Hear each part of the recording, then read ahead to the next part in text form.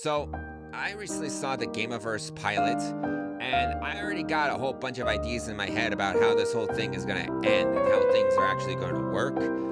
And I'm given how a lot of there's Glitch has a lot of shows that has some kind of really big twists where it made it all look like it was going to be about one thing, but then it progressively turns into something else. Gameaverse may actually be like that too. So the plot here is that there's these two groups of a group led by protagonists and a group led by antagonists. One is trying to make sure the antagonist of a game world wins so that the world stays the way it is, while the antagonists are trying to help the protagonist complete the game so that the world dies. And the antagonists want to use the energy to try and change how the universe works and restore their old worlds to their original selves, which is how I'm kind of getting the plot. But I'm pretty sure that the boss is going to screw him over. Like, I could see, like, they're got, like, all the energy that they need, and instead of using the energy to try and change things and restore everyone's world, he instead used it to try to fix his own world, after he betrays everybody. I feel like I saw a show or a movie about something similar where the guy tells people that they can use this to fix everyone's world, but it turns out that he actually planned to screw them all over because that energy could only be used to fix one of their worlds or something like that. I can't remember, but I feel like I saw something like that before. And then as time progresses, it kind of hints at it.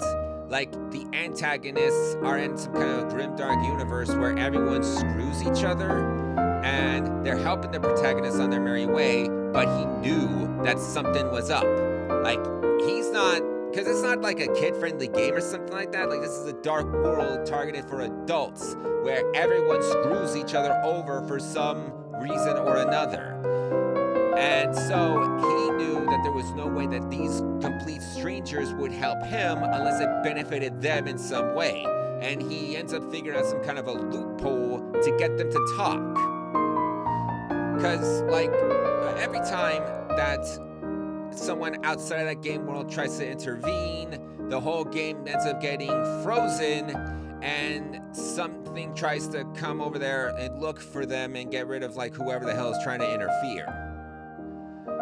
So I figured that the protagonist of that world figures out some kind of a loophole, like they clip below the map or something like that, where they're kind of protected from prying eyes or something like that. I don't know. He finds out some kind of a loophole to get them to talk and cooperate.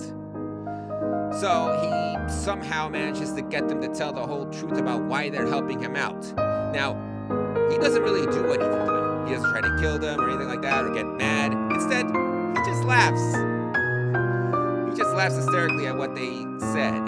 And then he tells them. Now, I got this idea from Running Man, where McCone tells Ben on what is more likely, that he killed his family or he was told the right kind of lie to get him to do an epic season finale.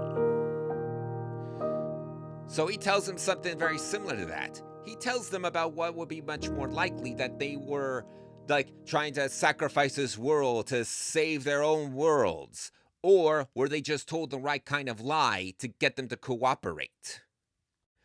Yeah, so this is just some idea in my head that just popped in there, and I just wanted to get out, but I feel like that could actually lead to a very interesting plot twist to this whole thing.